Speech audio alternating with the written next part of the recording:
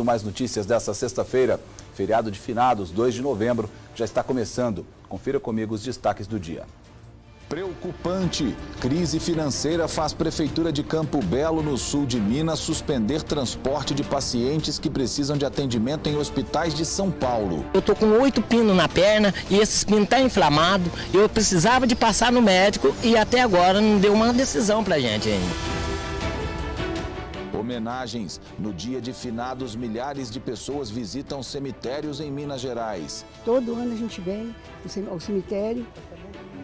É uma homenagem que a gente faz a eles, né? Depois da morte, né? E mais um caso de feminicídio no estado. Casal discute e mulher é assassinada a facadas pelo namorado em Juiz de Fora. O vizinho que chamou a polícia contou que o casal, há 2 semanas, passou a noite brigando e trocando agressões.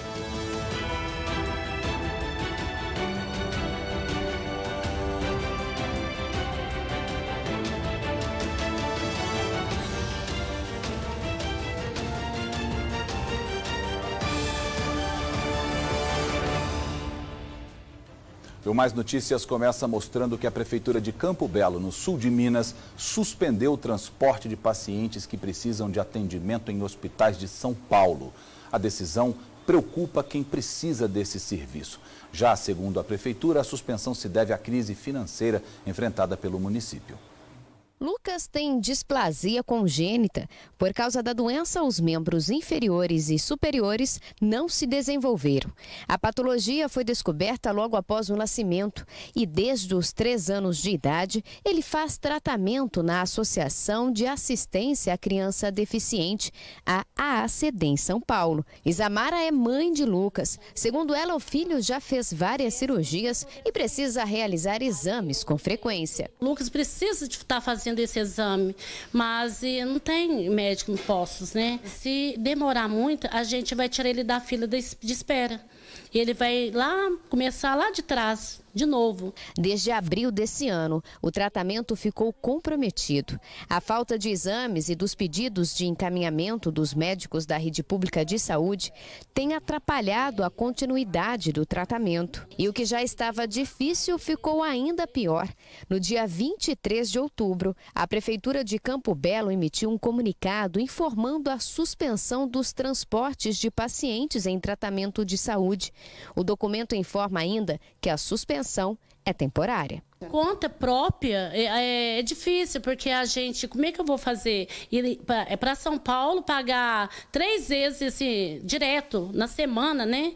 Não tem como. Além de ficar sem o tratamento para cálculo renal, o que já é um grande problema, Lucas ainda corre o risco de não conseguir fazer a tão esperada cirurgia. O procedimento pode ajudar ele a realizar o sonho de andar. Tenho vontade de operar na perna para andar. É o seu sonho. Meu sonho, operar. Colocando esse fixador, talvez você consiga sair um pouco da cadeira. Desde a hora. Sair da cadeira andando.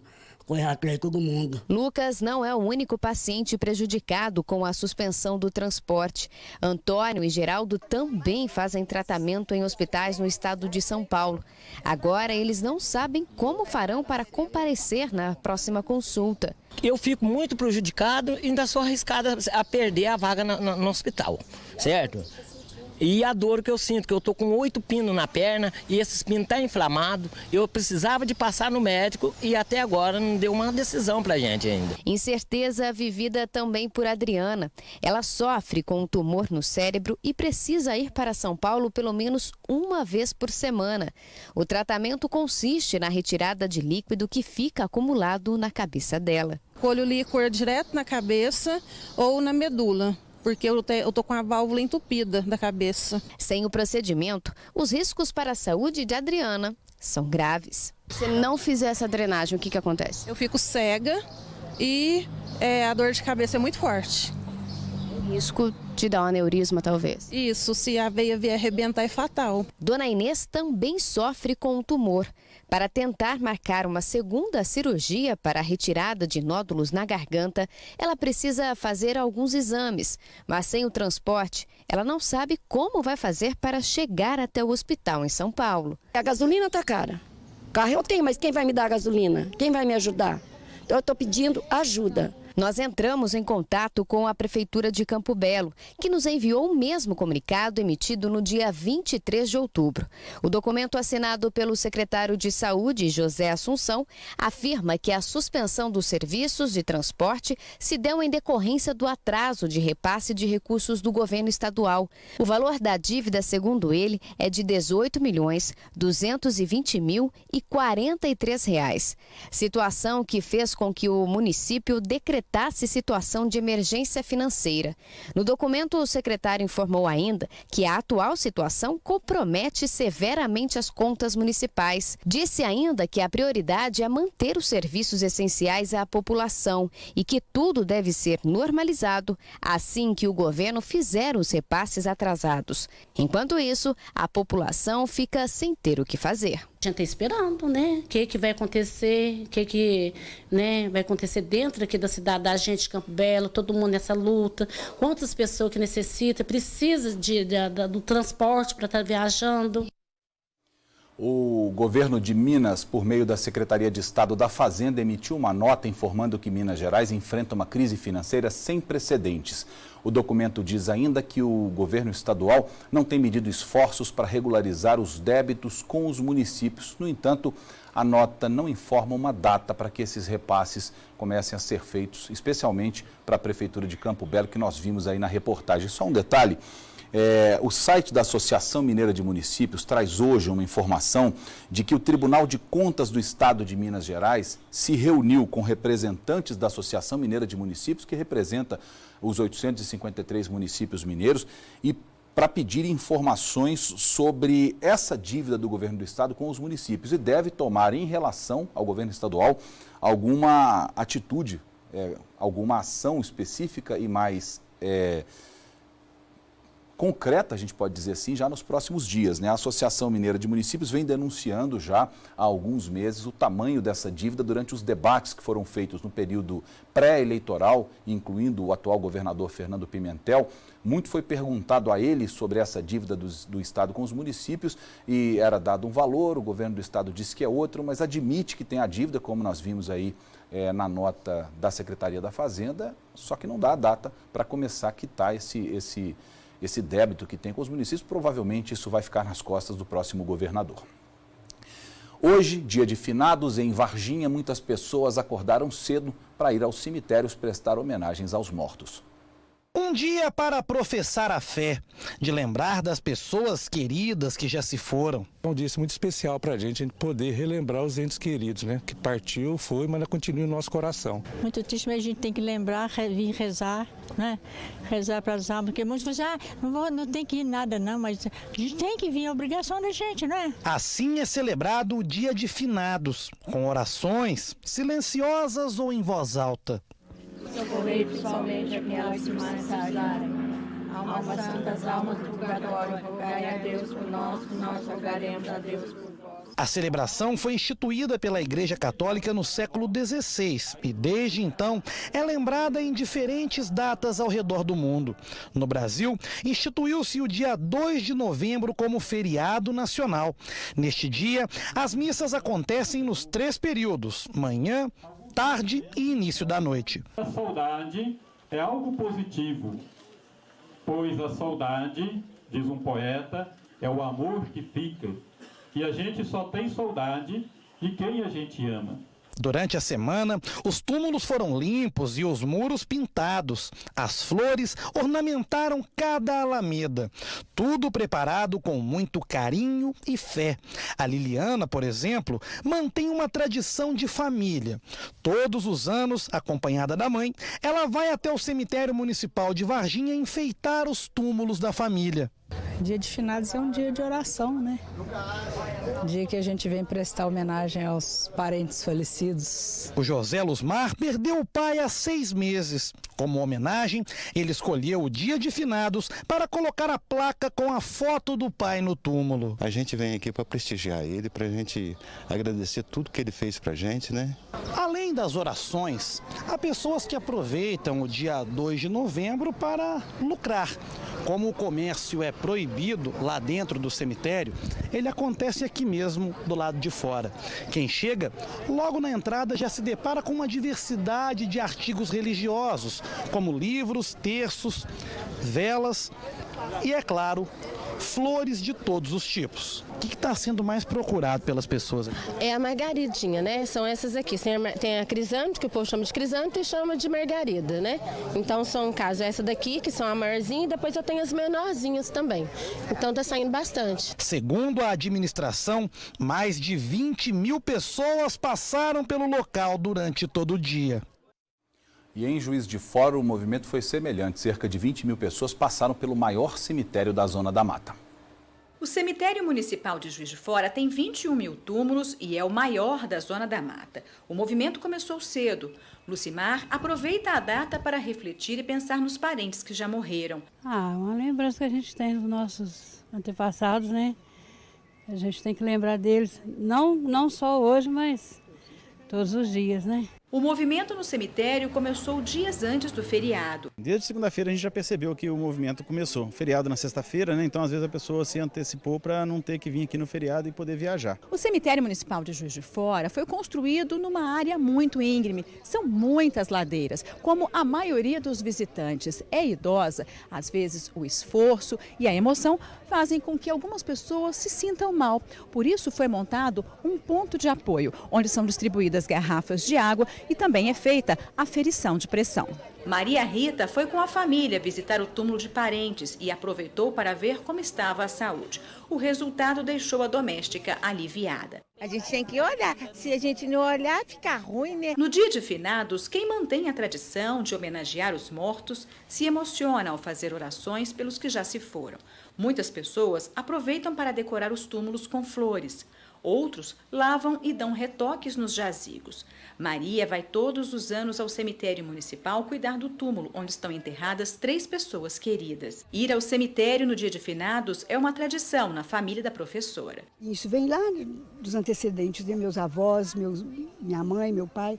Todo ano a gente vem ao cemitério. É uma homenagem que a gente faz a eles, né? Depois da morte, né? O túmulo do ex-presidente da República, Itamar Franco, recebeu flores. O mais visitado é o jazigo de Palmira, uma adolescente que morreu de forma trágica em um acidente de trem. Muitos anos depois da morte, o corpo dela estava praticamente intacto na sepultura. Isso despertou a atenção de pessoas que acreditam se tratar de uma intervenção divina. Todos os anos, milhares de fiéis acendem velas e fazem orações no túmulo. Ela foi uma menina muito boa, muito carinhosa. E é o que precisa hoje em dia, que ninguém tem mais carinho por nada. Eu boto uma rosa para ela. Hein? Aí faço um pedido, né? Que diz que é bom. Quem conseguiu graças e acredita na intercessão de Palmira deixou placas de mármore em agradecimento. Elas cobrem todo o jazigo. Ângela afirma que tem motivos para agradecer. Eu estava de aluguel e quando eu pedi para ela que eu conseguisse minha casa todo ano, eu vinha trazer flores e vela para ela. E deu certo? Deu certo. Minha casa está lá. O movimento no cemitério significa dinheiro extra para Luiz Antônio. Ele cultiva flores em Petrópolis, no Rio de Janeiro, e há 15 anos vende a produção na porta do municipal. Aqui vende mais, em Petrópolis é um momento muito fraco, né? O cemitério é menor e os pessoas do lugar, quase todo mundo vai, que é perto, né? Vem para cá para aventurar um pouco. Leandro é ajudante de soldador. Ele aproveita o feriado de finados para ajudar os motoristas que disputam as poucas vagas na porta do cemitério. Leandro diz que vale a pena o trabalho extra. Vale a pena, vale. Eu paguei um dinheirinho bom, ajudar a família, de casa, né? Pode esquecer, né? E ainda falando sobre o feriado de finados em Montes Claros, no norte de Minas, o movimento foi maior. Quase 100 mil pessoas visitaram os cemitérios da cidade. Durante toda a manhã, a movimentação nos 2 cemitérios municipais de Montes Claros foi grande. O trânsito teve que ser controlado. Minha família está toda aqui. Todo ano eu estou aqui. Livros com palavras de conforto foram distribuídos por um grupo religioso. A mensagem é de consolo, que é um momento de pesar, onde as pessoas estão lembrando seus entes queridos. E a Bíblia tem sempre uma mensagem de consolo. A recepção foi especial na entrada do cemitério Bonfim. Posso dar um abraço? Pode, te agradeço. Isso. Dá um abraço pro senhor. Isso, muito amém, minha filha. Que pique você também, ué. Obrigada. Viu? O que você achou dessa recepção? Ótimo, maravilhoso. É a coisa que nós estamos necessitando. Segundo a Prefeitura de Montes Claros, para receber os visitantes, além da limpeza, foram feitas algumas reformas durante a semana. Hoje, já são cerca de 24 mil túmulos nos 2 cemitérios. Uma estrutura administrativa também foi montada para auxiliar os visitantes na identificação dos túmulos. Flores, velas, muitas orações e abraços uniram as famílias. Dona Lucimar estava sozinha. Ela perdeu o filho Marcelo em março de 2016. É muito triste, é muito doloroso, né? A gente é mesmo Deus que dá a gente força, né, pra gente aguentar. No cemitério Jardim da Esperança, a Patrícia relembrou os melhores momentos com a filha, que morreu há 6 anos. É um momento muito triste, muito doloroso, e sempre a gente está aqui, né? Uma coisa assim que a gente nunca esquece. É uma dor que a gente tem que suportar. O Dia de Finados foi uma oportunidade para quem precisa ganhar um dinheiro extra. Um dia especial para vender e receber os clientes com todo carinho.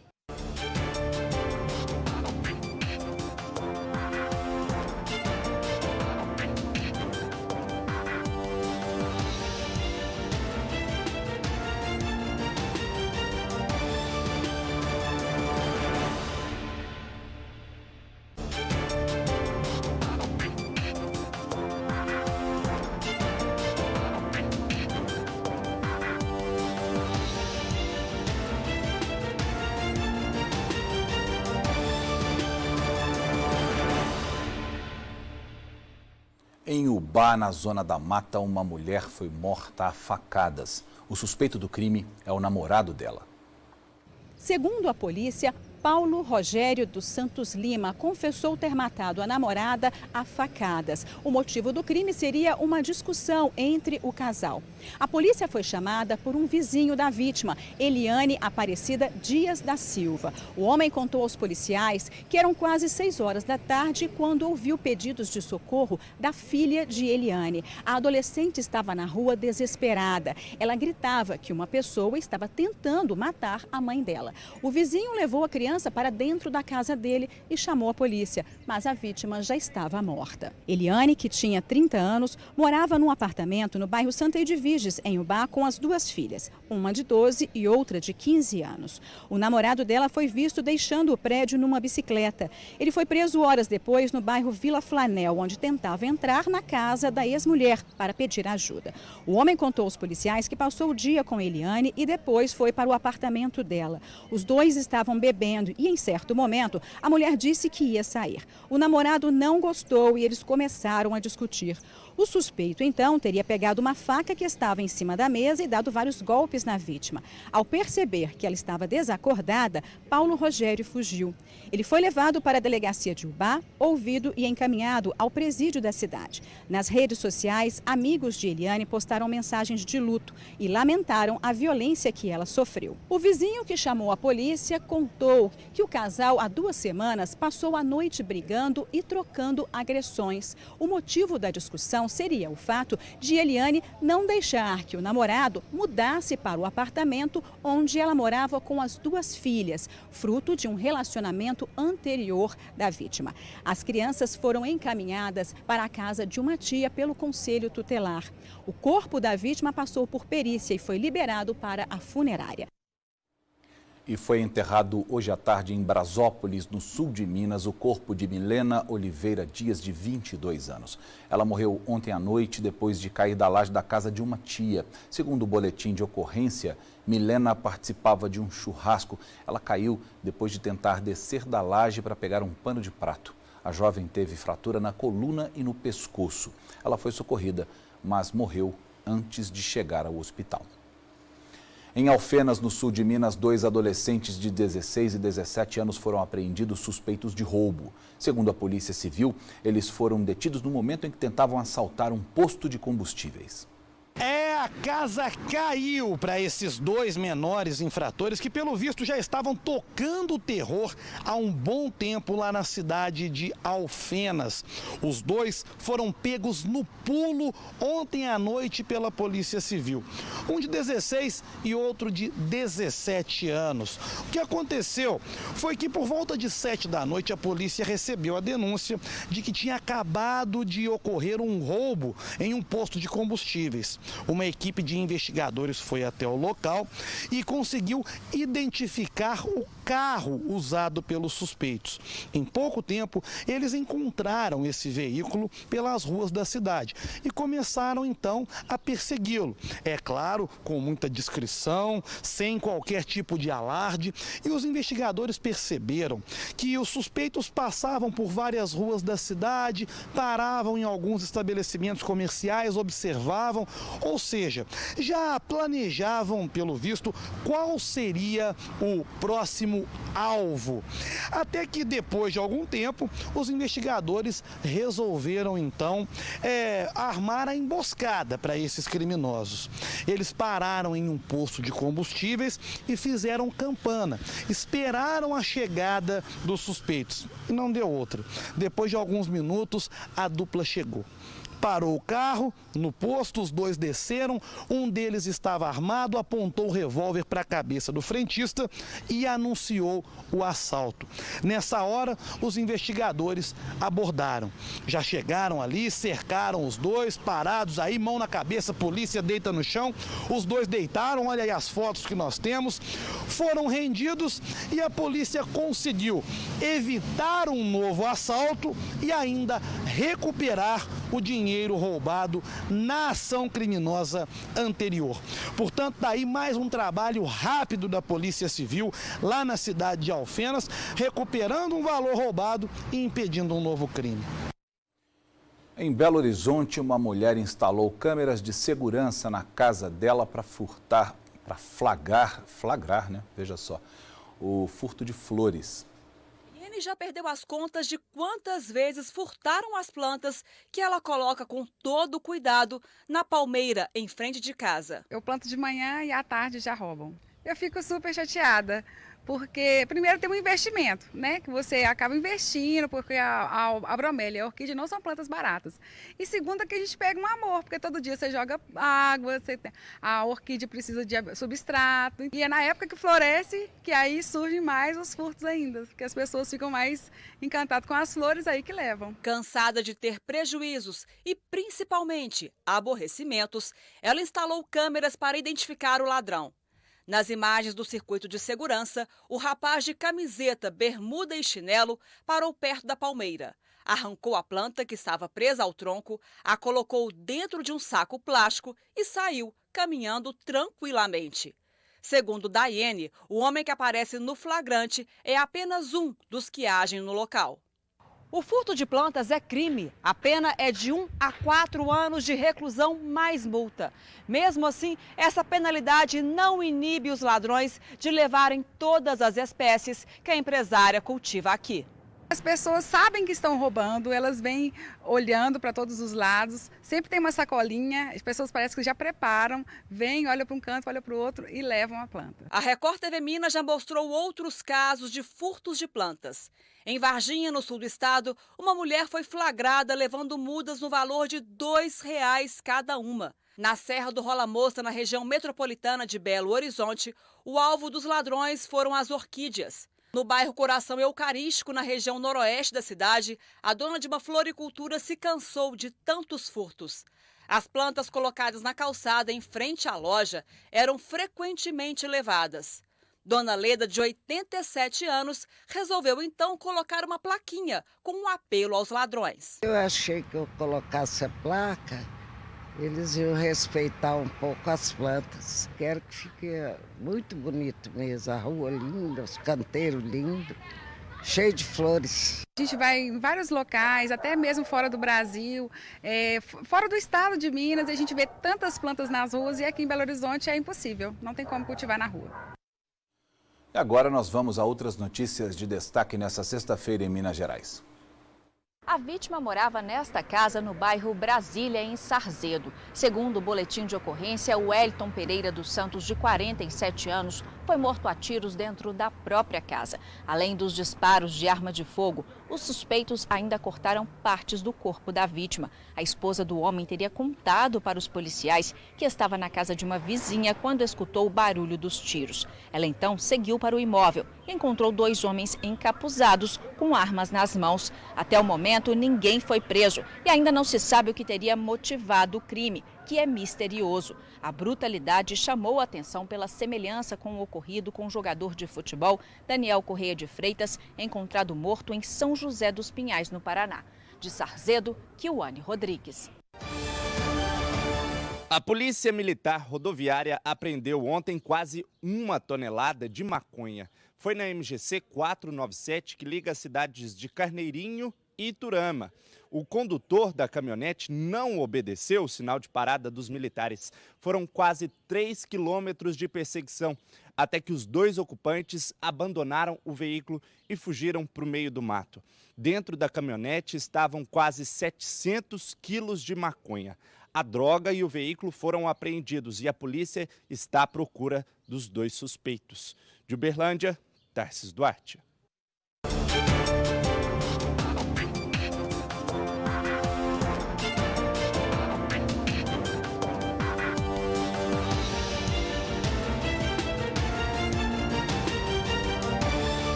Nós voltamos, agora são 7h25. O nosso próximo assunto é de economia e traz uma boa notícia para o bolso do consumidor, pelo menos assim esperamos.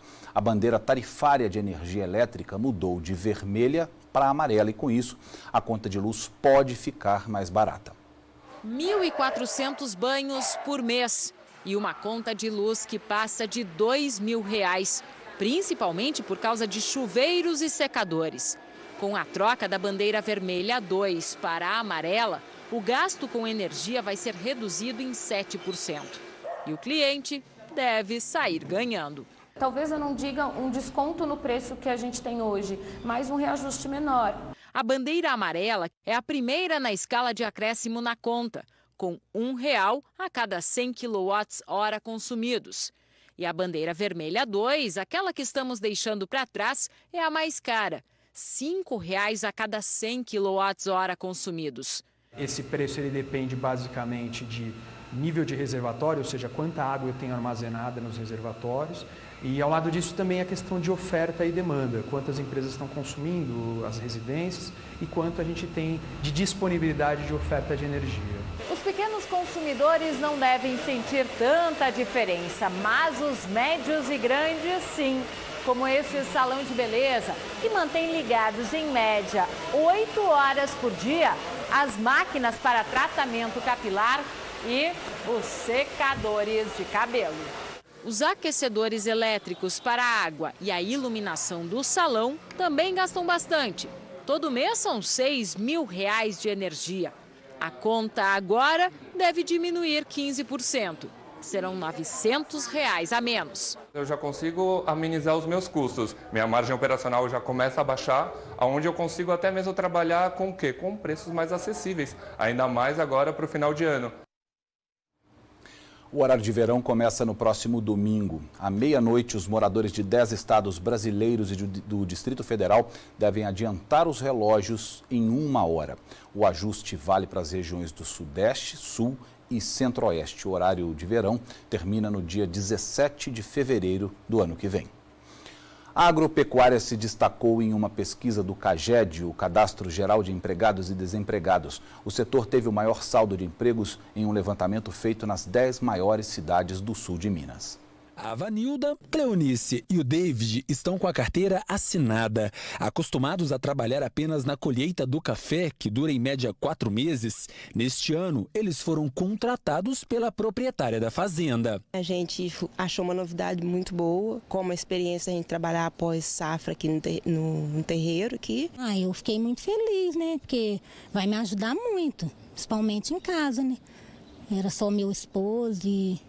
uma ajudinha a mais sempre é bom, né? O David agora é o tratorista da fazenda, uma boa oportunidade para mudar de vida. É muito importante a gente trabalhar registrado, né, fichado, efetivado, porque a gente tem essa segurança, a gente conseguir planejar a vida da gente. Os 3 fazem parte de uma estatística positiva no Cadastro Geral de Empregados e Desempregados. De acordo com os números, no primeiro semestre, a agropecuária teve saldo positivo de quase 90 mil vagas e ocupou o 2º lugar no ranking do CAGED. Só na fazenda foram contratados para a colheita do café deste ano 24 safristas. 7 foram efetivados. A gente está vivendo um momento muito bom, né? Em termos de Brasil, o setor agro, de fato, ele está muito forte, ele está pujante, ele está crescendo, né? Apesar da gente estar num momento, às vezes, de algumas questões no Brasil até regredindo um pouquinho, o agro está sensacional. Mas quem lidera o ranking de empregos do CAGED é o setor de serviços. No comparativo entre demissões e contratações, o saldo foi de quase 300 mil vagas em todo o país nos 6 primeiros meses do ano. O Paulo tem 20 anos de experiência como vigilante e mesmo com tanto conhecimento, ficou desempregado por 7 meses. Foi muito difícil. Bati em várias portas e foi muito difícil para mim.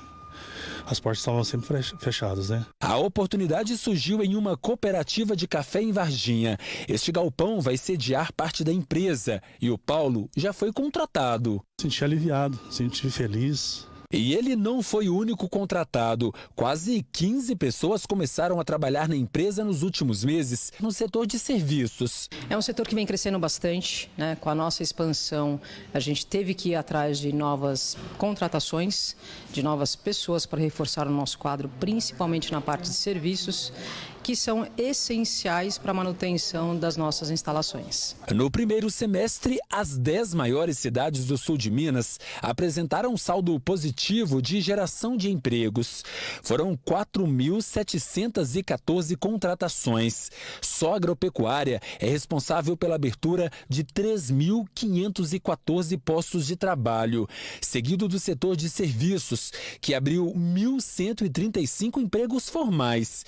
Cidades como Três Pontas e Pouso Alegre se destacaram. A nossa região, a tendência forte desta época realmente veio da safra do café, né? Minas Gerais, São Paulo, Mato Grosso do Sul, que teve safras aí de café e laranja. Então nós temos aí um saldo positivo, confirmando a tendência de recuperação. Para o economista, os saldos positivos mostram que a economia tem mostrado boa reação deste ano. É um sinal de reação econômica como um todo, né? Que nós estamos falando aí de 6 meses acumulados, e o tempo de resposta da economia é também um período de 6 a 8 meses e deve ser levado em conta como sendo uma tendência de recuperação realmente. Quem conseguiu o trabalho já pensa em um futuro promissor. Muito mais seguro, né? Se trabalhar de carteira assinada assim direto é muito mais seguro para a gente. Eu estou muito feliz. Agora que é agarrar firme essa oportunidade, como é que você vê aí? Firme e seguir em frente aí. Esse número é positivo, especialmente por um dado que acompanha a evolução do agronegócio nos últimos 10 anos. Em 10 anos, a área plantada aumentou 14%, mas o número de empregos caiu em quase 71 mil vagas por causa do avanço do maquinário, ao aumento da tecnologia, o aumento no volume do maquinário empregado nas lavouras, mais de 71% do que era há 10 anos. E por causa disso, 71 mil vagas foram perdidas. Se a gente notou, conforme a gente viu na reportagem agora, esse aumento no primeiro semestre em comparação com o ano passado, é um bom sinal e um sinal de que talvez os tempos melhorem, especialmente para o agronegócio, para a agropecuária, especialmente aqui na nossa região do sul de Minas. O consumo de produtos veganos, aqueles que não têm nenhum componente de origem animal, cresce cerca de 20% a cada ano. Isso porque a linha de produtos veganos já está presente na alimentação, no vestuário e até nos cosméticos. Na fórmula desses cosméticos não há nada de origem animal. O que é feito aqui também não é testado em bichos, em laboratório, é tudo tecnologia. A linha de produtos veganos representa 95% dos 300 itens fabricados nesta empresa de cosméticos na Grande São Paulo.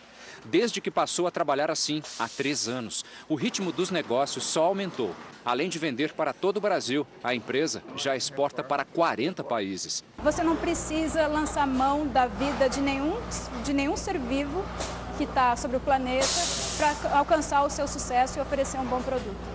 Um levantamento feito pelo Sebrae mostra a força deste mercado que tem como regra básica não comprometer a vida de um animal para a matéria-prima. É um segmento que não para de crescer, cerca de 20% a cada ano. Em 2017, por exemplo, essas empresas movimentaram 3 bilhões de reais na economia brasileira. E os especialistas ainda afirmam, é só o começo. Nos próximos 5 anos, a estimativa é de que o faturamento em todo o mundo chegue a 22 bilhões de dólares. Ana aderiu ao veganismo desde que fazia faculdade de engenharia de alimentos. Agora, as restrições aos produtos de origem animal não estão apenas nas comidas, mas também na maquiagem que usa todos os dias. O vegano ele é ativista. Ele não busca só um prazer para ele. Ele quer algo a mais, ele quer para todo mundo. Isso você leva para os seus hábitos de consumo. Para ela, o consumo deve ser consciente e coerente. O vegano, ele não compra o produto, ele compra o conceito, ele compra a ideia.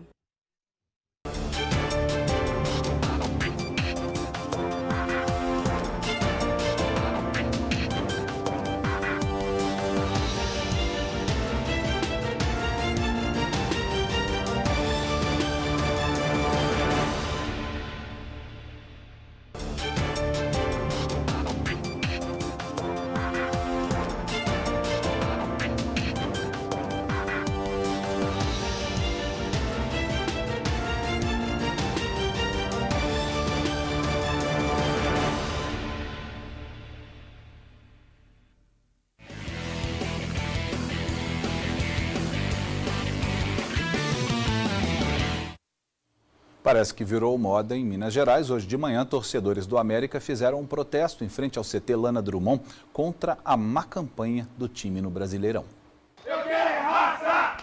A torcida do Coelho está mesmo na bronca com o time, viu? 8 jogos sem vitória, a gente não pode ficar assim não. A oportunidade nossa de ficar na Série A é essa, a gente tem que vir aqui cobrar. E não é para menos. O América está em 16º lugar no Brasileirão, apenas uma posição acima da zona de rebaixamento. Cair para a segunda não vai dar, não. Não dá, não. Chega. A gente já passou muito por esse sofrimento, está na hora de ficar na Série A. Coração na ponta da chuteira agora. Falta pouco. E Série A é obrigação pra gente. Durante o protesto, os torcedores cobraram dos jogadores que chegavam para treinar e dos dirigentes. Diretoria, nós estamos cobrando, tenho certeza que a diretoria está fazendo a parte dela. Eu aqui, ó. Estou aqui, eu sou torcedor, sou colaborador e estou aqui para falar para o pessoal o seguinte: nós vamos ganhar domingo, nós vamos mostrar acima de tudo que a gente pode ganhar. Vamos junto. Joga lá, pô. Você é nossa esperança, Rimé. Você tem que cobrar dentro de campo e dar raça. Você tem que ser o cara que vai cobrar do time. O meia magrão até desceu do carro para conversar com os torcedores. É a chance de ouro. Nós estamos perdendo muita chance, são 7 finais, cara. Acho que é a oportunidade de lavar a alma, única. É ganhar a vitória que tá faltando e conseguir ganhar um clássico também. Já passou da hora, acho que já de ganhar, né? Mas enfim. Com certeza, não só um, são 7. Né? São 7, mas pelo menos 3 aí é 43. Quem não gostou nada da cobrança foi o Drubski, diretor de futebol. Ele ameaçou cair na mão com o torcedor. Entendeu? Você fez esse time horroroso, então essa aí, ó. Baixa sua bola, baixa sua bola. Você tá errado. E não ganha domingo não, não ganha domingo não, pra vocês verem. Ele teria que ser o que teria que ter mais calma nesse momento para poder cobrar os jogadores ele mesmo, porque foi ele que contratou. Adilson Batista chegou ao centro de treinamento antes da torcida para evitar tumulto. Percebeu uma cobrança grande aí em cima deles. Tem jogador que não tá cabeceando a bola para não estragar o penteado. Então assim, não dá, não tem como. Então vai virar modelo. Bom, não tá não, mas ameaçar jogador e dirigentes não é papel de torcedor, é papel de bandido. O Atlético também vive momentos instáveis no Campeonato Brasileiro. O atacante artilheiro Ricardo Oliveira não balança as redes desde o dia 30 de setembro. Já são 4 partidas sem marcar gols. Sempre é ruim ficar sem marcar gols, né? Principalmente quando você é o número 9, o responsável de fazer os gols, né? Não que seja a sua obrigação, né? Dentro de um trabalho coletivo, todo mundo tem as suas responsabilidades e eu tenho a minha. Mas eu acho que não coloca em dúvida nada do meu potencial, não na minha cabeça, não daquilo que eu posso fazer, e sempre acreditando que o futebol ele é assim. O futebol tem momentos que você vive um momento doce, as coisas dão certo, a bola bate em você e entra, bate no cara, sobra para você, e tem dias que você faz de tudo e você não consegue chutar uma bola no gol, como já aconteceu comigo aqui. Bom, e para enfrentar o Grêmio amanhã, às 5 da tarde, no Independência, um jogo difícil, o técnico Levir Coupe deve fazer algumas alterações no Atlético. A principal novidade pode ser a entrada do uruguaio Terans na vaga de Casares. O treinador, que é recém-chegado ao Atlético, teve menos de 3 semanas de trabalho. O volante Adilson comentou sobre o entrosamento entre os jogadores e o novo comandante. Como ele mesmo falou, uma situação que ele talvez nunca tenha passado na carreira, assim, de pegar a equipe numa reta final, né? E num momento instável, então é difícil para ele e para a gente também, né? A gente teve algumas pequenas mudanças de posicionamento e tudo, então a gente tenta se reencontrar, né? É difícil para todo mundo, mas não é desculpa, né? O torcedor também não quer saber, não quer ouvir desculpa, ele quer resultado, a gente também quer, né? Bom, já no Cruzeiro, um título nacional, é claro que garante a tranquilidade na temporada inteira. O time conquistou a Copa do Brasil neste ano, conquistou também o Campeonato Mineiro, só que a torcida quer mais. Quem sabe até ultrapassar o arquirrival Atlético nessa reta final de Brasileirão, já que apenas 3 pontos separam os dois times. Nós conseguimos o nosso grande objetivo, que era ser campeão da Copa do Brasil. Claro que hoje nós visamos o nosso trabalho, né? Nós visamos aquilo que a gente faz dentro de campo, ultrapassando o rival ou não, esse continua sendo o nosso objetivo, que é sempre vencer e galgando as posições, né? Nós miramos sempre o nosso trabalho, aquilo que a gente vem fazendo aqui durante os trabalhos, os treinamentos, durante o ano inteiro. O Cruzeiro também está instável no Brasileiro, ganha um, perde outro. O técnico Mano Menezes sabe que não vai poder contar com o atacante Sassá para o clássico deste domingo contra o América às 5 horas da tarde no Independência. Na semifinal da Copa do Brasil, o jogador foi expulso contra o Palmeiras depois de acertar um soco no lateral direito Mike. A pena do atacante, que era de 6 jogos, subiu para 8. Sassá já cumpriu 5 partidas de suspensão e só vai retornar ao time na 35ª rodada do Brasileirão. Você acompanha agora as outras partidas da 32ª rodada do Campeonato Brasileiro. Às 5 da tarde tem clássico carioca, Fluminense e Vasco no Maracanã. Às 7, o clássico paulista, Palmeiras e Santos. No domingo, às 5 da tarde, o Paraná Clube recebe o Vitória. O Botafogo joga no Newton Santos contra o Corinthians. E o São Paulo recebe o Flamengo no Morumbi. Às 7 da noite tem Bahia e Chapecoense na Fonte Nova. E Internacional e Atlético Paranaense no Beira-Rio. Na segunda-feira, às 8 da noite, o Sport recebe o Ceará. Mudando de assunto, uma pesquisa em escolas públicas e particulares do Brasil todo mostra que pelo menos 7 em cada 10 casos de conflitos entre alunos começam em grupos de aplicativos de mensagens, ambiente onde é praticado inclusive o bullying virtual. Dos 24 alunos dessa sala, todos têm celular. Durante a aula, o uso é proibido, mas basta tocar o sinal do intervalo. Qual é a primeira coisa que você faz? Ver o celular, se tem alguma notificação, se alguém mandou mensagem, alguma coisa importante. O problema é o mau uso. Rola bullying aqui na escola? Não sei. Uma pesquisa com 150 escolas em vários estados mostrou que casos de bullying pelo celular aumentaram 10% este ano, comparando com o ano passado. Em mais da metade dos colégios foram registrados casos de humilhação virtual. Nas escolas de todo o país, brigas, discussões e até ofensas em grupos de internet estão entre as principais ocorrências que vão parar na direção. Atualmente, os casos de bullying, normalmente eles começam fora da escola. E no dia seguinte, essa discussão para na sala de aula. Aliás, não é nem na sala de aula, na comunidade escolar, que é a escola inteira, e dessa escola, as outras escolas, alunos de outras escolas também ficam sabendo.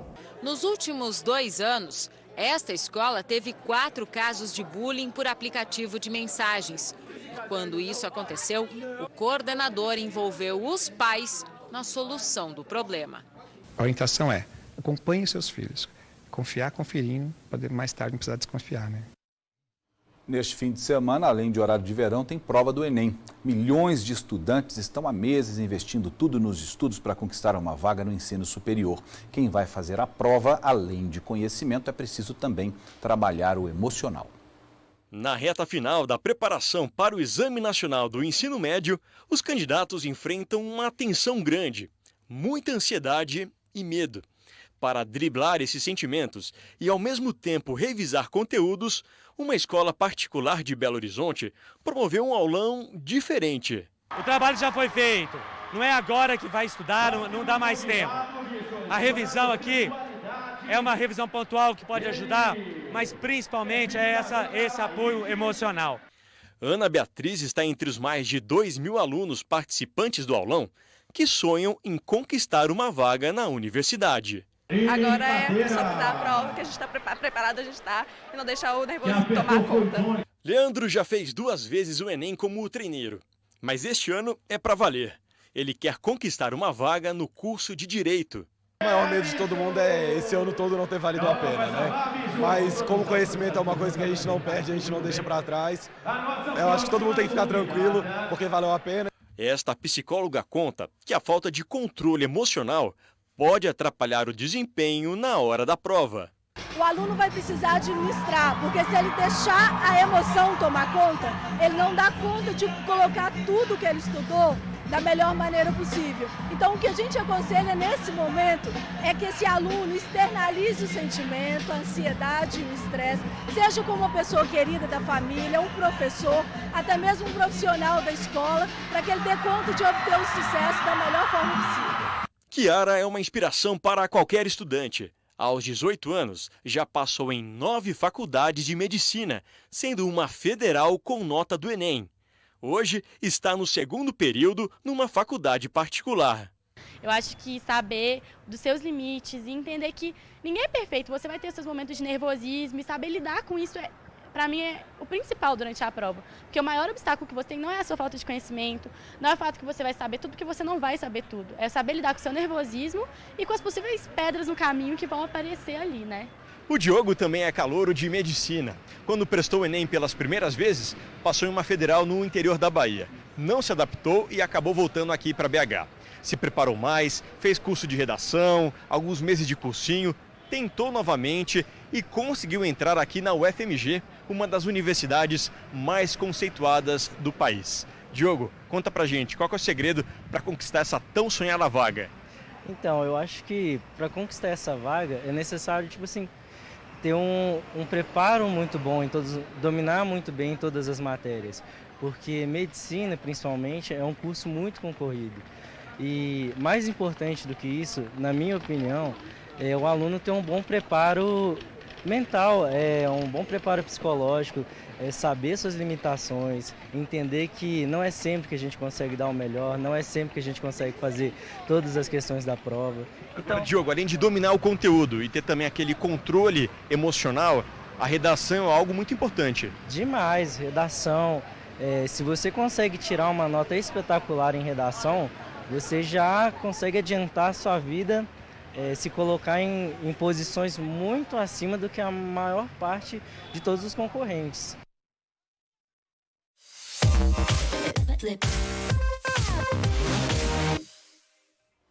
Eu adoro essa abertura, dá vontade de dançar. Dá mesmo, ó, que eu danço aqui, Luiz, tô brincando. Hoje é sexta-feira, feriadão, todo mundo querendo se divertir. Larissa de Oliveira já está aqui comigo para trazer as dicas do fim de semana. Antes de mais nada, boa noite para você, Larissa. Boa noite, Luiz, boa noite a todos de casa. E tem muita atração boa para curtir no fim de semana. Tá curioso? Então dá uma olhada. Amanhã, na Zona da Mata, tem samba Juiz de Fora na Avalon a partir das 11 da noite. O time de atrações conta com Tiaguinho e... Você joga sujo, sabe que você é o meu ponto fraco. Tenta ser feliz, mas tá fazendo errado. Procurando em outro alguém que está do seu lado. E Pichote. Que loucura é essa de tirar meu chão? Vou sofrer demais, você nem liga. Acompanhados de Leonardo de Freitas e Fabiano e dos DJs Zangão, Lavínia e Ticão. Até 25 de novembro, o Fórum da Cultura recebe o espetáculo A Bala de Prata, nova peça do grupo Divulgação. A peça teatral fica em cartaz de quarta a domingo, às 8h30 da noite. No sul de Minas, hoje e amanhã tem Farra Alfenas, em Alfenas, a partir de 10 da noite. Entre as atrações, Gustavo Mioto. Me dá um negócio só de imaginar você fazendo assim. Cola de mim, a noite toda só em mim. Banda Eva e Matheus e Cauã na sexta. E amanhã, DJ Alok. Everybody's going to the party, have a real good time. Tuca Fernandes e Kleber e Cauã. MC Quitinho e Robotron se apresentam sábado às 11 da noite no Lá em Casa Universitário em Varginha. A banda Cici Bonaflá é a atração do Help Pub, também em Varginha, a partir de 11 da noite. Sweet home Alabama, I'm coming home to you. E começa hoje e vai até o dia 7 de novembro as comemorações pelos 146 anos de Poços de Caldas.